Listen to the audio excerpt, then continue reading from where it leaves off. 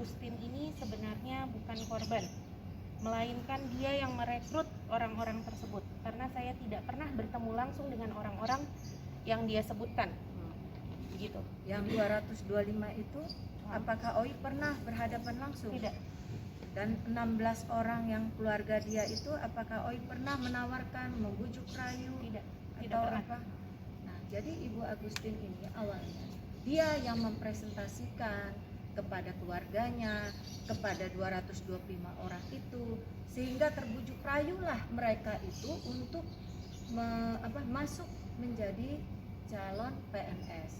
Jadi dengan iming-iming bahwa dengan dia bilang Ibu Titin ya, akan lulus. Nah, sementara saya tanya, apakah Oi pernah menjamin orang-orang itu untuk lulus?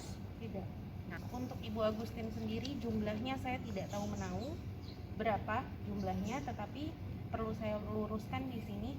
Adapun saya menyelenggarakan les untuk masuk CPNS. Les ya, kita bicaranya bisa dicek nanti tempatnya ada, pengajarnya pun ada, dan memang saya terima uang dari situ senilai 25 juta per orang.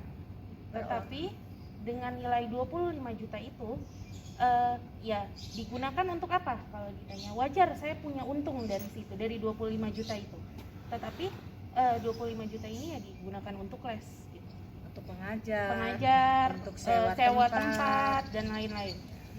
Kalau saya pribadi merasa mungkin saya entah bagaimana, ada tekanan dan lain-lain. Mungkin dari pihak lain. Ya. Mungkin ada tekanan. Jadi dari begini, yang saya tangkap dari Oi, bahwa mungkin ada beberapa orang, misalkan nih dia menawarkan beraneka ragam, kan gitu pemberitaannya, ada 25, ada 160, kan begitu. Jadi misalkan dia bilang 50, dia setornya 25. Jadi setiap orang itu satu orang 25, benar apa enggak? Nah, jadi begitu. Jadi ada buktinya. Ya. Bukan gue yang butuh soal kamera ini. Ibu Agustin, BNI. Ya, ini baru sebagian ya, yang kita baru dapat rekap. Kalian pun di posisi saya pasti tertekan. Kalau ditanya hubungan dengan pelapor ya pastinya sekarang saya berpikir ulang untuk berbicara dengan pelapor lagi, karena pemberitaannya sudah kemana-mana. Terus mengenai Karno pelapor ya, Pak Karno pelapor, dia juga saya sampaikan dia bukan korban, melainkan dia yang mengajak juga. Ada bukti transferan juga di sini, salah satunya ini ke Pak Karno ya. Ya. 20 juta. Jadi istilahnya seperti gini, dia narik orang 50, store-nya 25. Nah, jadi misalkan dia 40, 25 dia store, sisanya masuk kantong, kan begitu. Baru dia teriak-teriak seolah-olah Oi semua, padahal dia sendiri juga ikut dalam merekrut ini. Justru dia yang lebih aktif mempresentasikan bahwa ini loh pasti keterima di PNS, terus menggantikan orang-orang yang sudah nggak ini lagi, yang kena COVID gitu.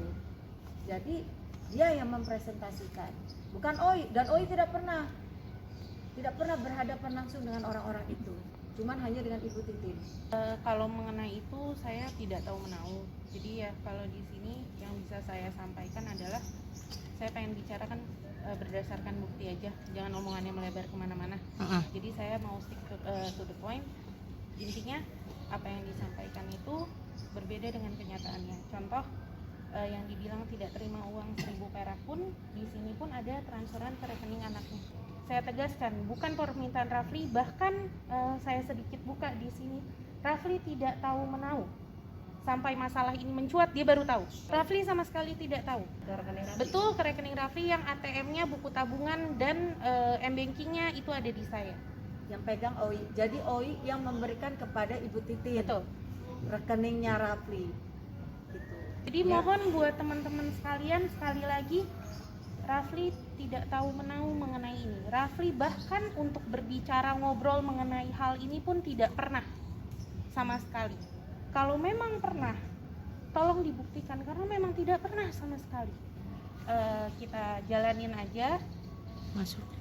Kita lihat aja perkembangannya. Tapi sekali lagi saya tegaskan di sini bahwa mama saya, Rafli maupun anak saya tidak tahu menahu mengenai ini. Bahkan untuk bertemu ngobrol saja itu hampir dibilang tidak pernah. Ibarat kata ketemu pun cuma lewat, sudah nggak pernah tahu apa-apa. Jadi pure ini bisnis ini adalah OI yang menjalankan, ya, termasuk dengan ibu asal Ibu Agustin itu dengan OI. Jadi begitu mencuatnya ketika Ibu Agustin ngejar terus ke Bunia jalan lagi mau ketemu apa di Cikini, dia datang seperti rampok, datang dengan orang-orang tegap. Ini OI begini harus bayar 15 miliar. Waktu itu bilang 15 miliar. Tadinya saya mau laporkan beliau, cuman saya mikir karena ini masih kepala sekolahnya OI, sudahlah. Saya guru ya. Saya bilang udah kita ini aja. Tapi kan nggak sopan. Apakah pernah Nia dan Niati bertransaksi dengan dia waktu itu? Kenapa pas begitu ada masalahnya seolah-olah Nia yang harus bertanggung jawab? Itu tolong sampaikan dengan Ibu Titin, hati-hati. Apabila dia mencolek Nia, saya akan yang maju. Kita minta yang berwajib, khususnya kepolisian, untuk membuka kasus ini, apalagi yang menyangkut pemalsuan dokumen negara. Itu harus dituntaskan, harus dibuka siapa pelakunya. Ya benar OI ya. Kalaupun terjadi apa-apa kepada OI berani bertanggung jawab.